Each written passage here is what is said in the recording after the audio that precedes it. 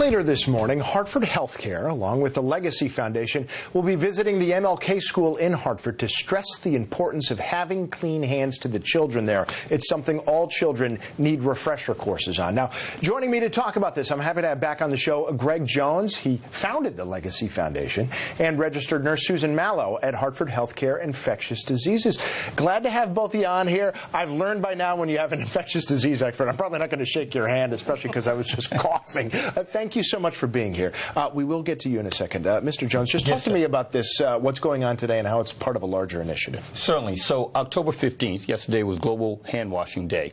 It's the start of the day, start of the week, actually, to encourage people to do more hand washing.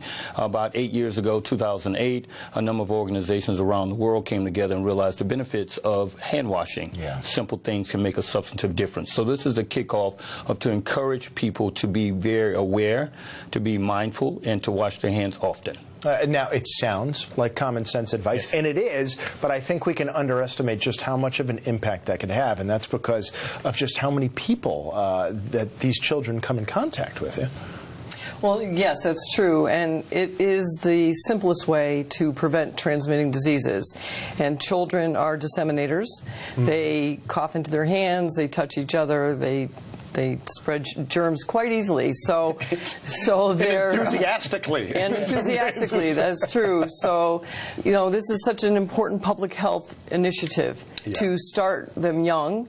Behavior change is very hard. You know, there's some of us that might be old enough to remember not having seat belts in our cars, and the behavior change of having to use them all the time. And hand washing is the same thing. You have to teach them young, have them know it all along, so that they'll be ingrained in them and do it all along. So, what are the best ways to teach them how to do it? Length or technique? Well, we have some fun ways of doing it. We use some glow-in-the-dark stuff and put their hands under a black light, showing them how much things can be on their hands, yeah, and then when they wash their hands, show how well they did. Show all the parts that they missed. They missed their thumbs, they missed the back of their hands. So we'll be doing some of those sorts of games with the children when we get to the school. Is that something you can readily do at home? Is it a special powder? It's a glow-in-the-dark powder, and you need a black light, and you could, yeah, but really it just comes down to doing it. It's just behavior change, making sure that they do it before and after they eat food or handle food, when they play with their animals. You know, all these normal, yeah, activities that children are engaged in all the time. Are there real basic bullet points for just how long and how high up they need to wash? About 20 seconds, which of course is the song Happy Birthday, yep, or Yankee Doodle, or whatever, you know, any little happy song. All right. Get your hands wet, get some soap, and make friction, make bubbles. It takes about 20 seconds. Rinse them off, and then dry properly. It's quite simple. Okay, and we're going to be at the MLK school today, right? That's correct. Are there any other schools you're going to throughout the course of the week? MLK today. We're going to a senior center tomorrow.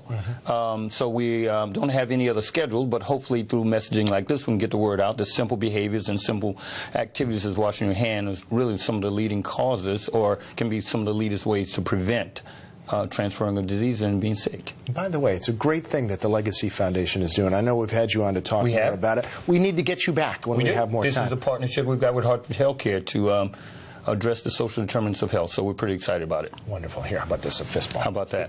Thank you so much for joining us today. And again, yeah, it's something that is just so simple, but the payoff, you'll never know it, because how do you know when you're not getting sick necessarily when you otherwise would? But yeah, there's a big payoff for something so simple.